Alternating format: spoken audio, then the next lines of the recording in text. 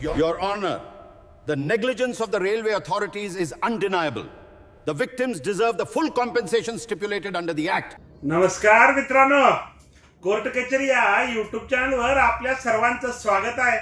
आज आपण एका नवीन विषयासोबत भेटणार आहोत.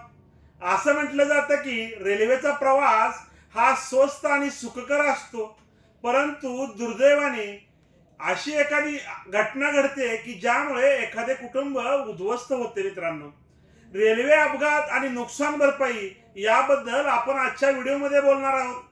आजचा व्हिडिओ आहे असा की आपण रेल्वेचा प्रवास करतोय आणि रेल्वेचा अपघात झाला, तर अपघात झाल्यानंतर रेल्वे नुकसान भरपाई देते का?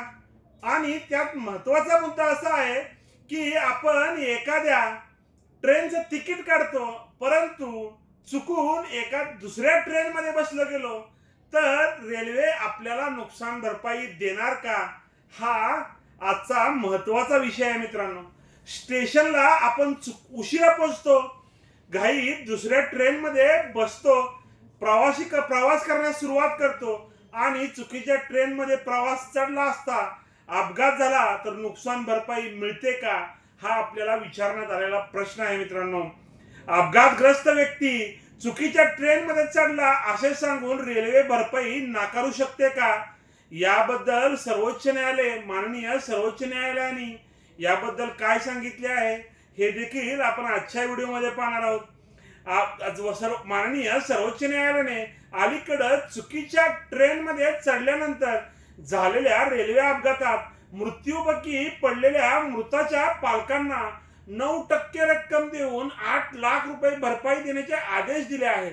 म्हणजे माननीय सर्वोच्च न्यायालयाने नुकताच आता एका चुकीच्या ट्रेनमध्ये चढलेल्या व्यक्ती हा त्या ट्रेनच्या म्हणजे रेल्वेच्या अपघातामध्ये मयत झाला आणि मयत झाल्यानंतर त्यांना त्या मयताच्या पालकांना म्हणजे मयताच्या घरातील सर्व जे काही वारसदार आहेत त्यांना 9% रक्कम देऊन 8 लाख रुपये नुकसान भरपाई देण्याचे आदेश दिले आहेत.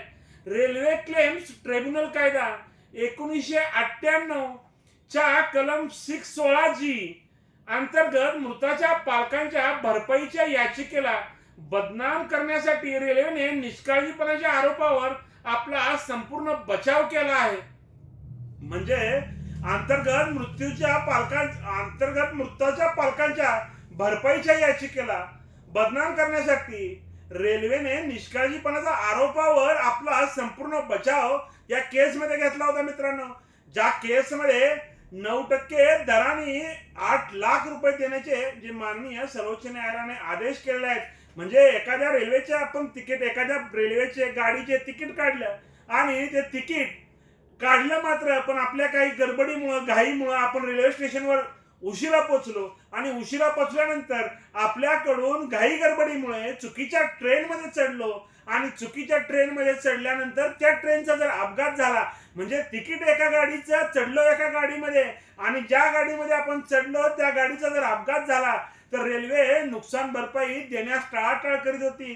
परंतु माननीय सर्वोच्च न्यायालयाने या केसमध्ये त्यांना 9% दराने 8 लाख रुपये भरपाई देण्याचे आदेश दिलेले आहेत. आणि त्या केसचं नाव आहे मित्रांनो श्री कुमार गुप्ता आणि अनु विरुद्ध भारतीय संघ.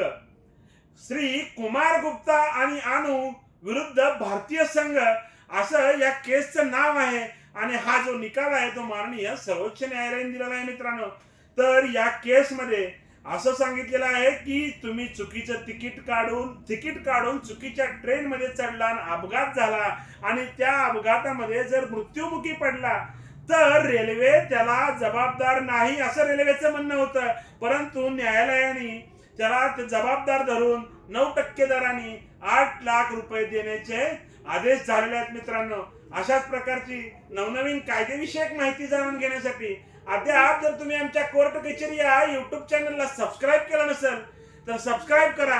त्यासोबतच आमच्या कोर्ट कचेरी या ऑफिशियल इंस्टाग्राम व कोर्ट कचेरी ऑफिशियल फेसबुक पेजला फॉलो जरूर करा.